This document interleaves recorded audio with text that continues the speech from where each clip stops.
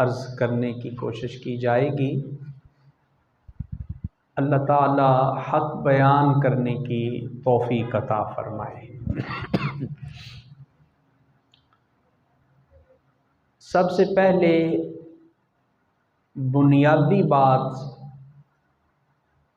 وہ یہ یاد رکھیں کہ قیامت کے دن جب حساب و کتاب ہوگا، اعمال نامے کھولے جائیں گے، تولے جائیں گے، وزن کیا جائے گا، زیادہ نیکیوں والے جنت کے حقدار قرار پائیں گے اور زیادہ گناہ والے دوزخ کے حقدار قرار پائیں گے۔ یہ رب کا اصول ہے، قانون ہے، ضابطہ ہے۔ مگر کچھ گناہگار ایسے ہوں گے کہ جو اپنے گناہوں کی وجہ سے دوزخ میں بھیجے جانے کے مستحق ہوں گے، مگر ان کو دوزخ میں نہیں بھیجا جائے گا۔ حضور علیہ الصلاۃ والتسلیم ان گناہگاروں کی رب کے سامنے سفارش فرمائیں گے، شفاعت فرمائیں گے، اور اللہ اپنے حبیب کی شفاعت کو ان کے حق میں قبول کرتے ہوئے انہیں جنت میں بھیجنے کا اعلان فرما دے گا۔ دوسری بات یہ یاد رکھیں کہ یہ جو عقیدہ شفاعت ہے، یہ اللہ تعالی کے اذن کے بغیر نہیں ہو سکتا، اللہ تعالیٰ کی مرضی کے بغیر، اللہ تعالیٰ کی اجازت کے بغیر قیامت کے دن کوئی کسی کی سفارش کرنے کی طاقت نہیں رکھتا، چاہے کوئی کتنا ہی بڑا ولی کیوں نہ ہو، عالم دین کیوں نہ ہو، غوث قطب اور ابدال کیوں نہ ہو، یہ تو سارے امتیوں میں شامل ہیں۔ رب کے اذن اور رب کی اجازت کے بغیر تو کوئی پیغمبر بھی کسی کی سفارش کرنے کی طاقت نہیں رکھے گا۔ قرآن پاک میں اس کو بار بار اللہ تعالیٰ نے بیان فرمایا۔ فرمایا وَكَمْ مِن مَلَكٍ فِي السَّمَاوَاتِ لَا تُغْنِي شَفَاعَتُهُمْ شَيْئًا، فرمایا کہ آسمان میں کتنے ہی فرشتے ایسے ہیں کہ اگر وہ بھی رب کے اذن کے بغیر کسی کی سفارش کریں گے تو اللہ ان فرشتوں کی بھی سفارش کو قبول نہیں فرمائے گا۔ اور فرمایا آیت الکرسی میں، سب کو آتی ہے آیت الکرسی، اس میں ایک لفظ آتا ہے من ذا الذی یشفع، آگے کیا ہے؟ من ذا الذی یشفع عندہ الا باذنہ۔ فرمایا من ذا الذی، کون ہے تم میں اتنا طاقتور جو رب کی بارگاہ میں کسی کی سفارش کرے؟ ہے کوئی تم میں اتنا زور آور، کوئی طاقتور؟ کون ہے تم میں؟ اللہ کے سامنے کھڑا ہونے کی کوئی طاقت بھی نہیں رکھتا، اللہ کے سامنے جانے کی کوئی جرت بھی نہیں کرتا، اور کہاں اللہ کے سامنے جا کے کسی کی سفارش کرنا، کسی کی شفاعت کرنا۔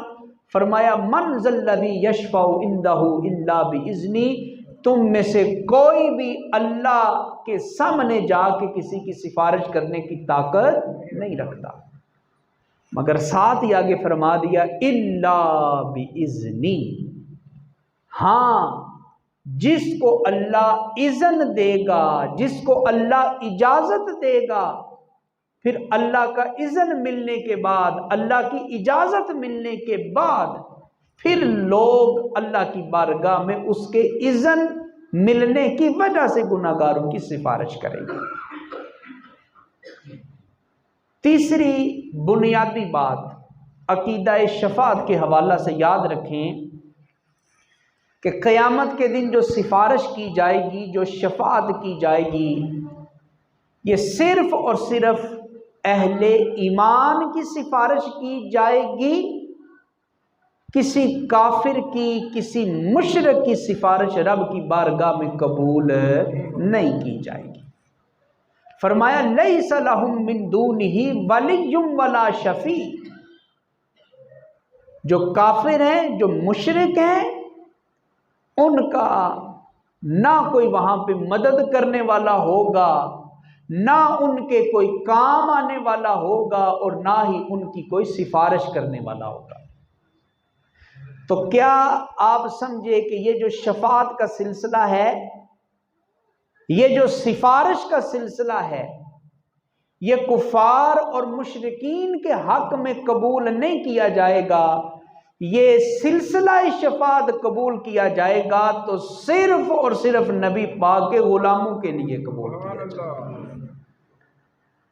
اور حضرات محترم یہ بھی یاد رکھیں کہ قیامت کے دن اللہ تعالیٰ بہت سارے لوگوں کو اذن شفاعت عطا فرمائے گا، چل تو بھی سفارش کر لے، تو بھی کر لے، تو بھی کر لے، تو بھی کر لے۔ احادیث کے اندر بے شمار مواد ہمیں اس سلسلے میں مل جاتا ہے۔ حافظ قرآن بھی شفاعت کرے گا، وہ آدمی، وہ بچہ جس نے قرآن کو حفظ کیا، اپنے سینے میں محفوظ کیا، اور حفظ کرنے کے بعد پھر اللہ حافظ نہ کہہ دیا، قرآن کو یاد رکھا، پڑھتا رہا، پڑھاتا رہا، سنتا رہا، سناتا رہا، عمل کرتا رہا۔ حضور نے فرمایا حافظ قرآن کو اللہ یہ اذن دے گا، اور قرآن حفظ کرنے والا قیامت کے دن اپنے خاندان والوں کی بھی شفاعت کروائے گا، اور اپنے ماں باپ کی بھی سفارش رب کی بارگاہ میں کروائے گا۔ پھر حضور نے ارشاد فرمایا کہ نابالغ فوت ہونے والے بچے جو بلوغت کو نہیں پہنچتے، بچپن میں فوت ہو جاتے ہیں، یا ماں کے پیٹ میں روح پڑنے کے بعد کسی وجہ سے حمل ضائع ہو جاتا ہے، ابارشن کروانا پڑ جاتا ہے، تو ایسے کچے بچوں کے لیے بھی حدیث پاک کے اندر سفارش کرنے کا جو ہے یہ پورا سلسلہ حضور نے ارشاد فرمایا۔ اسی طرح حافظ قرآن سفارش کرے گا، نابالغ فوت ہونے والے بچے سفارش کریں گے، اور اسی طرح حضرات محترم رمضان کا مہینہ بھی روزہ رکھنے والوں کی سفارش رب کی بارگاہ میں فرمائے گا۔ اور رمضان کے ساتھ ساتھ جو قرآن ہے، قرآن پاک، جس کو پڑھے ہوئے ہمیں مدتوں گزر جاتے ہیں، قرآن پاک گھر میں پڑا ہے، اوپر غلاف ہے، گرد مٹی پڑی ہے، کبھی کھولنے کی زحمت نہیں ہم نے کی۔ مسجد کی الماریوں میں قرآن پڑے ہوئے ہیں، ہم آتے ہیں 5-6 منٹ میں جلدی جلدی نماز پڑھتے ہیں، گھروں کو چلے جاتے ہیں، کبھی مسجد میں بیٹھ کے قرآن پڑھنا نصیب نہیں ہوا۔ واٹس ایپ بند ہوا 1-2 دن پہلے، آپ جانتے ہیں، تو رولا مچ گیا، شور مچ گیا، واٹس ایپ بند ہو گیا، واٹس ایپ بند ہو گیا، واٹس ایپ کیوں نہیں کھل رہا؟ میں سوچ رہا تھا کیا بنے گا اس قوم کا کہ واٹس ایپ تھوڑی دیر کے لیے بند ہوا ہے تو یہ قوم پریشان ہو گئی ہے۔ کبھی سوچے تو صحیح نا کہ کتنے مہینے ہو گئے ہم نے قرآن کو بند کر کے رکھا ہوا ہے، قرآن کھول کے قرآن کی تلاوت کرتے ہوئے ہمیں کتنے دن گزر گئے، کتنے ہفتے گزر گئے، کتنے مہینے گزر گئے۔ تو فرمایا کہ جو قرآن پڑھنے والا ہوگا تو قرآن بھی قیامت کے دن اپنے پڑھنے والوں کی رب کی بارگاہ میں سفارش فرمائے گا۔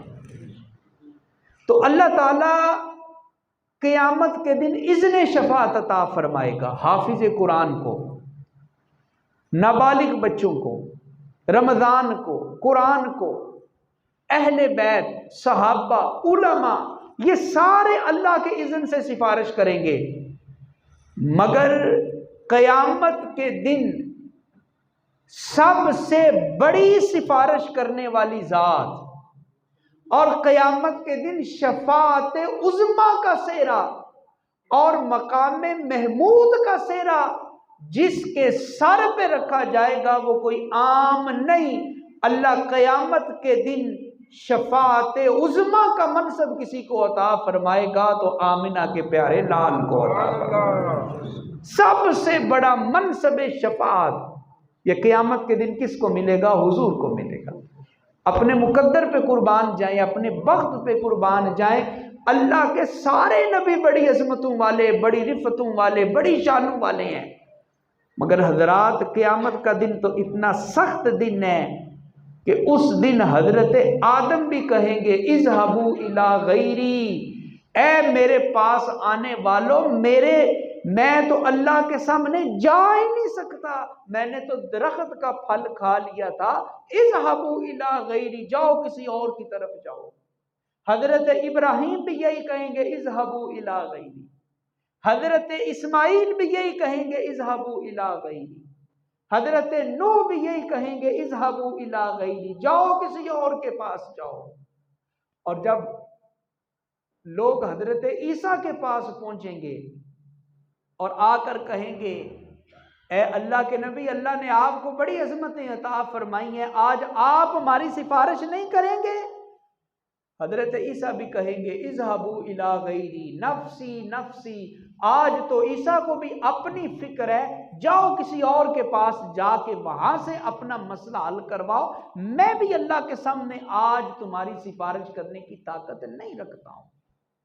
اور پھر حضرت عیسیٰ کہیں گے اے میرے پاس آنے والو، تم بڑا چکر کاٹ کے آئے ہو، ہر پیغمبر ہر نبی کے پاس ہو کے آئے ہو، اب میں تمہیں ایک ایسی بارگاہ میں بھیجنے والا ہوں جہاں سے تم کو نہ نہیں کیا جائے گا، انکار نہیں کیا جائے گا، اب تم نے کہیں اور نہیں جانا، تم نے جانا ہے تو سیدھا اللہ کے حبیب کی بارگاہ میں چلے جانا ہے۔ مل کے کہیں سبحان اللہ۔ حضرت عیسیٰ کیا کہیں گے کہ اب تم نے کہیں اور نہیں جانا، جانا ہے تو سیدھا حضور کی بارگاہ میں چلے جانا ہے۔ اور حضرات جب حضور علیہ السلام کے پاس یہ امت پہنچے گی، لوگ پہنچیں گے، تو پھر حضور پہلے انبیاء کی طرح یہ ارشاد نہیں فرمائیں گے اذهبوا الی غیری اذهبوا الی غیری، جاؤ کسی اور در پہ، جاؤ کسی اور کے پاس۔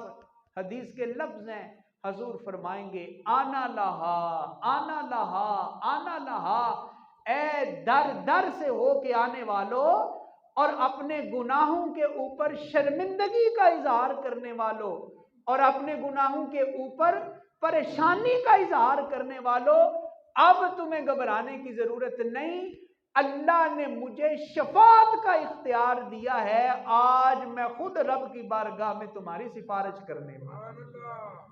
اور پھر حضور علیہ الصلوۃ والتسلیم سفارش اور شفاعت کریں گے، اور انداز کیا ہوگا؟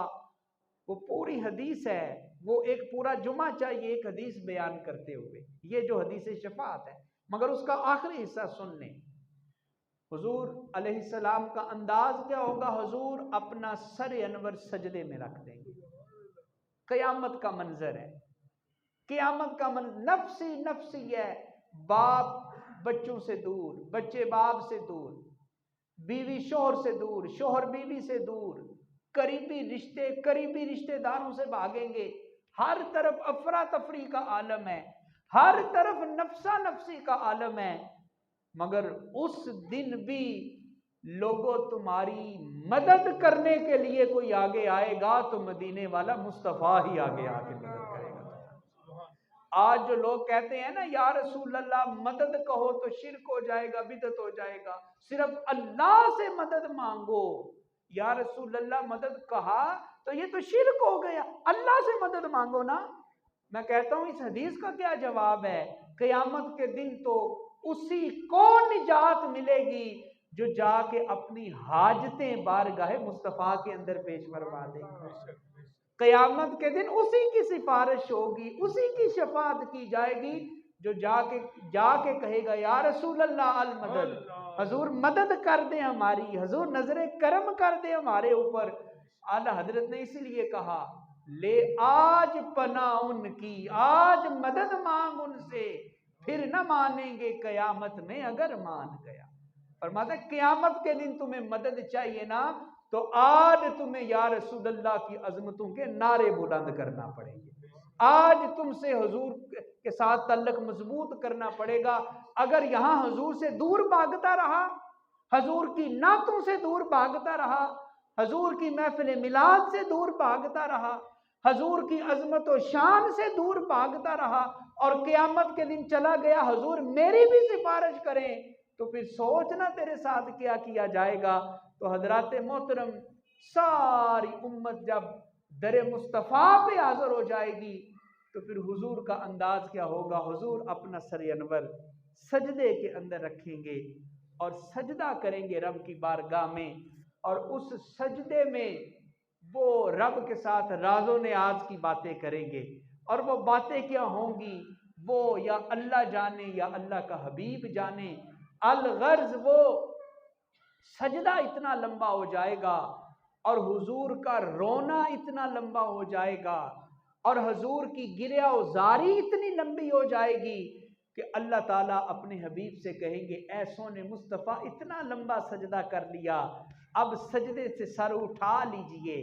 اے حبیب کل تسمع سل توتا وشفا تشفا، اے حبیب آپ ہم سے مانگ کے تو دیکھیں، آج ہم آپ کی ہر مراد پوری کرنے والے ہیں۔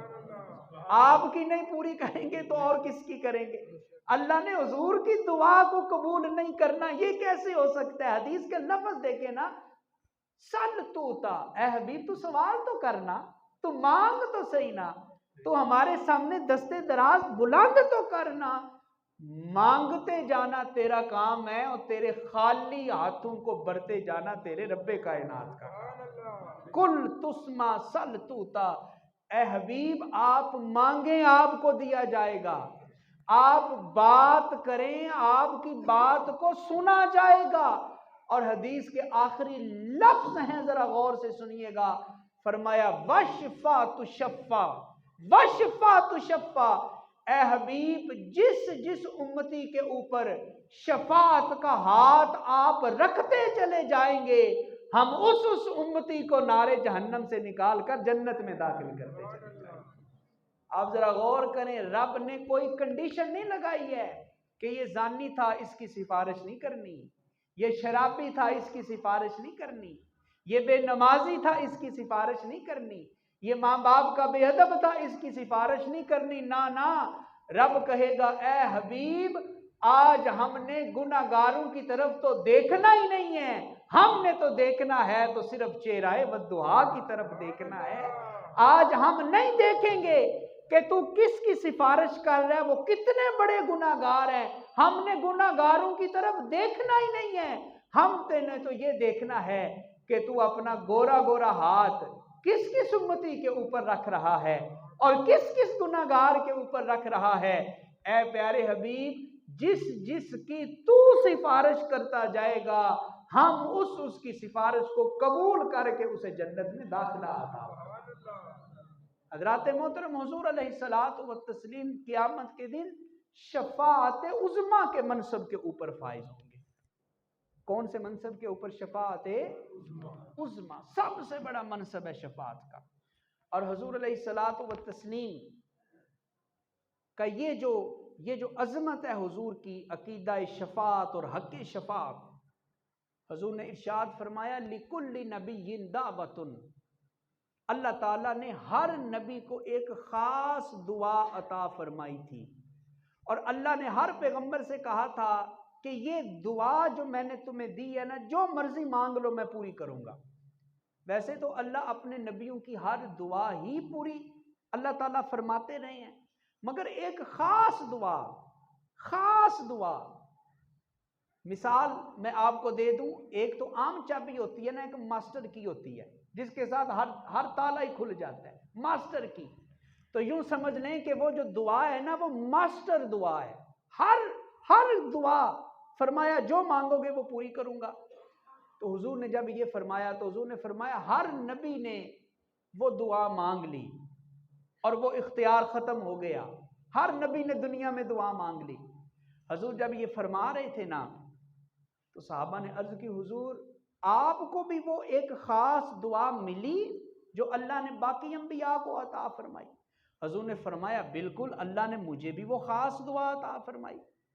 صحابہ نے عرض کی حضور پھر ہمیں بتائیں نا وہ خاص دعا ہے کون سی، اور کیا آپ نے وہ خاص دعا مانگ لی ہے دنیا میں؟ ہر نبی نے مانگ لی، حضرت آدم سے لے کے جناب عیسیٰ تک ہر پیغمبر نے وہ خاص دعا مانگ لی، تو حضور کیا آپ نے بھی وہ دعا مانگ لی؟ حضور نے فرمایا میں نے وہ دعا نہیں مانگی۔ توجہ کیجئے گا، جس نبی کا کلمہ پڑھتے ہیں اس نبی کے دل میں آپ کی محبت کتنی موجود ہے۔ حضور نے فرمایا میں نے وہ دعا نہیں مانگی۔ حضور کیوں نہیں مانگی؟ باقی نبیوں نے تو مانگ لی۔ فرمایا میں نے وہ دعا اپنی گناہگار امت کے لیے بطور شفاعت سنبھال کے رکھی ہوئی ہے۔ نعرہ تکبیر، نعرہ رسالت، نعرہ حیدری، عظمت و شان مصطفیٰ، جشن عید المیلاد النبی۔ فرمایا وہ دعا میں نے قیامت کے دن کے لیے بچا کے رکھی ہوئی ہے۔ حضرات آپ جانتے ہیں حضور کے اوپر کتنے کٹھن امتحان آئے تھے۔ اللہ نے حضور کو بیٹا عطا کیا، بیٹا انتقال کر گیا۔ حضور نے اپنے بیٹے کا جسم اپنے ہاتھ پہ رکھا، حضور رو رہے تھے، آنکھوں سے آنسو نکل رہے تھے۔ حضور وہ دعا مانگ سکتے تھے نا اللہ میرے بیٹے کو زندہ کر دے۔ بیٹے کس کو پیارے نہیں ہوتے، بیٹے کس کو عزیز نہیں ہوتے، مگر دیکھ حضور علیہ الصلاۃ والتسلیم نے بیٹے کو زندہ کرنے کے لیے دعا نہیں مانگی ہے۔ حضور طائف میں تشریف لے گئے، کتنا مشکل مرحلہ تھا وہاں پہ، حضور وہاں بھی دعا مانگ سکتے تھے اللہ ان کو تباہ و برباد کر دے، حضور نے وہاں پہ بھی دعا نہیں مانگی ہے۔ شیب ابی طالب میں 3 سال تک نبی پاک کو محصور کر کے رکھا گیا، اور حالات اتنے نازک تھے کہ حضور درختوں کے پتے کھا کھا کے گزارا کیا کرتے تھے، اور چمڑے کے ٹکڑے کو گرم پانی میں بھگو کے حضور پیا کرتے تھے۔ حضور یہ وہ خاص دعا وہاں پہ بھی مانگ سکتے تھے اللہ یہ امتحان دور کر دے۔ لوگوں حضور نے اپنے بیٹے کو زندہ کرنے کے لیے دعا نہیں مانگی، سفر طائف میں دعا نہیں مانگی، شیب ابی طالب میں بھی دعا نہیں مانگی۔ حضور دعا مانگتے کیوں نہیں؟ کہتے ہیں کیسے دعا مانگ لوں، میری گناہگار امت کہاں پہ جائے گی؟ یہ دعا تو میں نے اپنی گناہگار امت کے لیے قیامت کے دن کے لیے بچا کے رکھی۔ ذرا دیکھو تو صحیح کہ رب نے اپنے نبی کے دل میں تمہاری کتنی محبت کو پیدا کر لیا ہے، کتنا پیار رب نے امت کا حضور کے دل میں پیدا کر لیا ہے۔ اور حضرات محترم پھر حضور نے ارشاد فرمایا، اگلی حدیث سنیں، حضور نے فرمایا اللہ تعالیٰ نے مجھے 2 اختیار عطا فرمائے۔ اے حبیب یہ 2 چیزیں ہیں، یہ لے لیں یا یہ لے لیں، دونوں میں سے ایک لے لیں۔ وہ 2 چیزیں کون سی ہیں؟ حضور نے فرمایا اللہ تعالیٰ نے مجھ سے کہا اے حبیب اگر آپ چاہیں تو آپ کی آدھی امت بغیر حساب کے ہم جنت میں داخل کر دیں۔ بولے نا سبحان اللہ۔ سبحان اللہ۔ یہ کوئی معمولی بات ہے؟ معمولی بات ہے؟ رب اختیار دے رہے اپنے حبیب کو، اے حبیب اگر آپ چاہیں تو آدھی امت آپ کی، پہلے مسلمان سے لے کے آخری مسلمان تک آدھی امت، کوئی حساب نہیں، کوئی کتاب نہیں، کوئی سوال و جواب نہیں، بغیر حساب کے جنت میں۔ اور دوسرا رب نے کہا اے حبیب یا آپ حق شفاعت لے لیں، حق شفاعت لے لیں کہ آپ امت کی سفارش کرنے کا حق لے لیں۔ صحابہ نے عرض کی حضور پھر آپ نے ان 2 میں سے کس کو منتخب کیا؟ حضور آدھی امت والا اختیار لے لیتے، یہ بہت بڑا کرم ہو جاتا، آدھی امت جنت میں چلی جاتی بغیر حساب و کتاب کے۔ حضور مسکرائے اور مسکرا کر کہا اگر یہ اختیار لے لیتا تو جو آدھی امت جنت میں چلی جاتی اس کا تو فائدہ ہو جاتا، بلا ہو جاتا اور جو پیچھے آدھی بچ جاتی پھر وہ کہاں پہ جاتی؟ وہ بھی تو میرا کلمہ پڑھنے والے ہیں نا، وہ بھی تو مجھے نبی ماننے والے ہیں نا، وہ بھی تو میری محبت میں زندگی بسر کرنے والے ہیں نا۔ حضور فرماتے ہیں کہ میں نے آدھی امت کی بخشش کا اختیار رب سے نہیں لیا، میں نے حق شفاعت رب سے لے لیا ہے، اور رب نے میرے ساتھ وعدہ کر دیا ہے میں قیامت کے دن رب کی بارگاہ میں اپنی گناہگار امت کی سفارش کرتا جاؤں گا، رب میری سفارش قبول کر کے میرے امتیوں کو رب جنت میں داخلہ عطا فرمائے۔ حضور علیہ الصلوۃ والتسلیم کا حق شفاعت اور پھر امت کی محبت کا آپ نے انداز دیکھا۔ حضرات محترم، کون سے لوگ ہیں جن کی حضور شفاعت کریں گے، سفارش کریں گے؟ کون سے لوگ ہیں؟ 4-5 میں آپ کے سامنے بیان کرتا ہوں، اور پھر آپ نے دیکھنا ہے آیا ہم اس کیٹیگری میں موجود ہیں، آیا ہم یہ بات اور اس پہ عمل کر رہے ہیں؟ اگر تو عمل کر رہے ہیں تو مبارک ہو، آپ اس صف میں شامل ہو گئے جن صف کی حضور شفاعت کریں گے قیامت کے دن۔ وہ کون سے لوگ ہیں؟ نمبر 1، حضور نے ارشاد فرمایا من قال لا الہ الا اللہ من قلبہ او نفسہ، حضور نے فرمایا کہ جس نے کلمہ شہادت پڑھا، زبان سے بھی پڑھا، دل سے بھی پڑھا، تن سے بھی پڑھا، من سے بھی پڑھا، ظاہر سے بھی پڑھا، باطن سے بھی پڑھا، حضور نے فرمایا کہ جس نے دل و جان سے کلمہ شہادت پڑھ لیا، یاد رکھو دل و جان سے کلمہ شہادت پڑھنے والے مسلمانوں کی میں محمد قیامت کے دن سفارش کروں گا، کلمہ پڑھنے والوں کی میں شفاعت کروں گا۔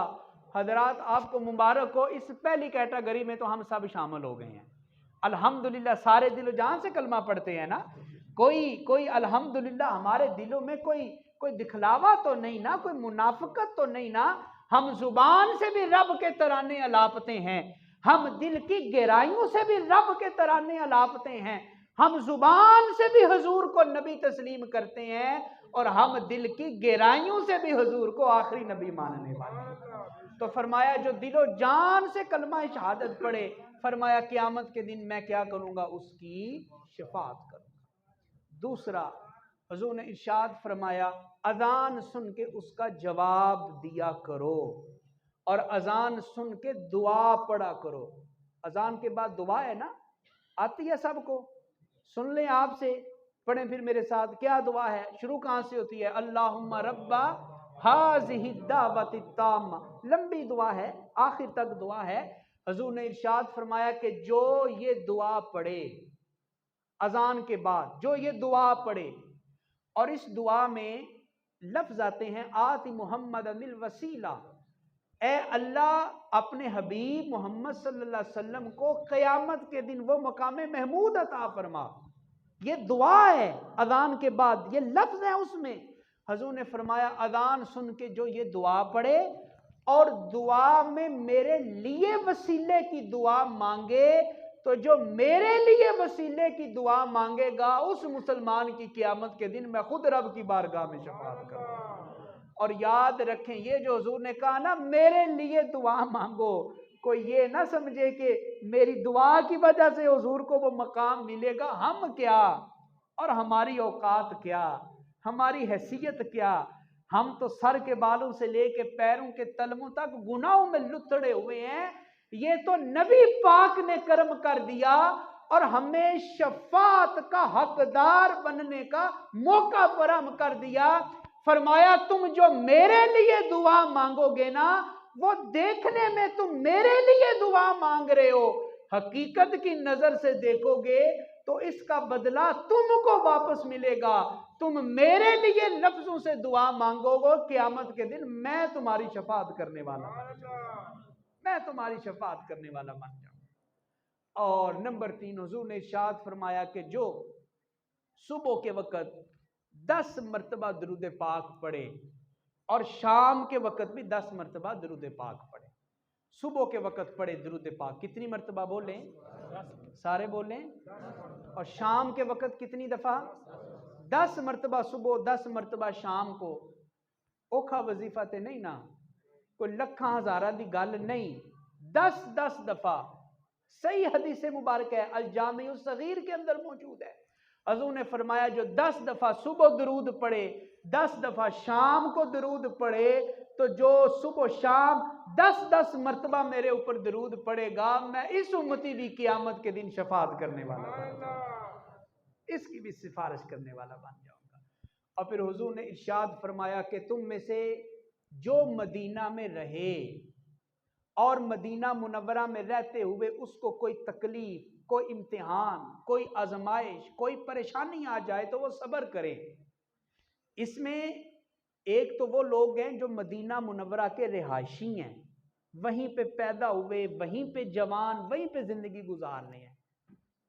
اور کچھ لوگ وہ ہیں جو یہاں سے حج عمرہ کرنے کے لیے جاتے ہیں، یا وہاں پہ 2-3 سال کا ویزا لے کر کام کرتے ہیں. تو شہر رسول میں حضور نے فرمایا جو میرے شہر میں آئے اور میرے شہر میں اس کو کوئی دکھ، کوئی تکلیف، کوئی پریشانی، کوئی امتحان آ جائے تو وہ واویلا نہ کرے، وہ گلے نہ کرے، وہ شکوے نہ کرے، اس لیے کہ وہ کسی عام شہر میں نہیں آیا، وہ تو شہر رسول میں حاضری دے رہا ہے، وہ تو میرے شہر میں آیا ہوا ہے. فرمایا میرے شہر میں جو آئے اور تکلیف آنے پر وہ صبر کرے اور کسی سے لڑائی جھگڑا گالی گلوچ اور کوئی فتنہ فساد برپا نہ کرے، فرمایا اس صبر کرنے کے اوپر بھی میں اس مسلمان کی قیامت کے دن سفارش کرنے والا بن جاؤں. اور اسی کے ساتھ اگلا حصہ حدیث کا حضور نے ارشاد فرمایا من استطاع منکم، تم میں سے جس کے پاس طاقت ہو نا وہ کوشش کرے کہ اسے موت آئے تو مدینہ منورہ میں موت آ جائے. یہ کون فرما رہا ہے؟ حضور فرما رہے کہ کوشش کرو مدینے میں مرو، مدینے میں موت آئے، مدینے میں مدفن بنے. حضور بنے گا کیا، ہوگا کیا؟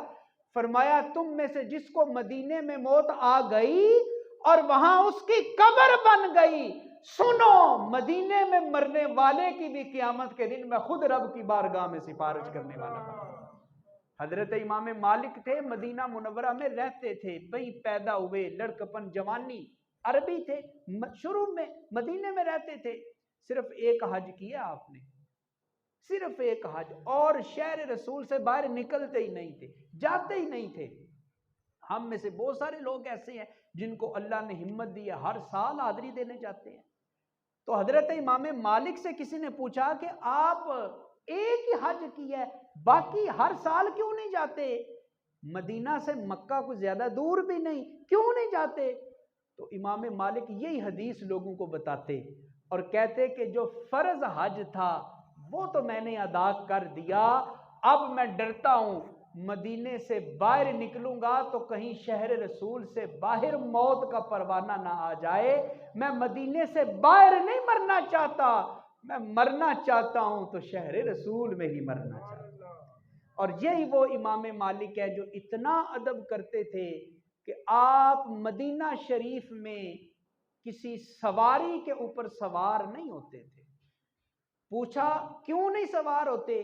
کہتے کہ یہ مدینے کی گلیاں، یہ مدینے کے بازار وہ بازار ہیں کہ جن گلیوں نے میرے مصطفیٰ کریم کے پاؤں کے بوسے لیے ہوئے ہیں، ان گلیوں میں حضور چلا کرتے تھے.